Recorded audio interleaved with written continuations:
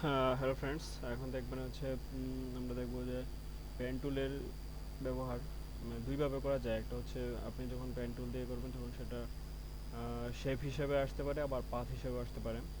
তো স্বাভাবিকভাবে আমরা যখন এখানে এখন পাথ দেওয়া আছে, এই যে শেপ পাথ পিক্সেল তিনটা দেওয়া আছে। এখন সব আমি ধরুন প্রথমে শেপ দিলাম, শেপ সিলেক্ট করার পরে এখন যদি আমি আমি যা কিছু করি, এটা সাপোজ দেখেন এটা শেপ হিসেবে নিয়ে নিচ্ছে।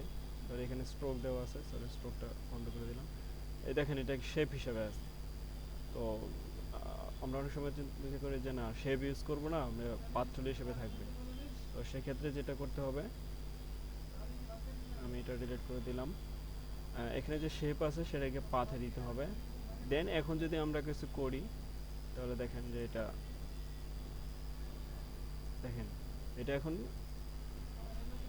পাথ হিসেবে আছে। এখন আমরা যদি এটাতে কালার অ্যাপ্লাই করি, করলাম, দেন কালার অ্যাপ্লাই করলাম, দেন দেখেন কালার অ্যাপ্লাই হয়ে গেল। সো আপনার এটা শেপ দিয়েও করা যায়, আবার পাথ দিয়েও করা যায়। সো সবাইকে ধন্যবাদ।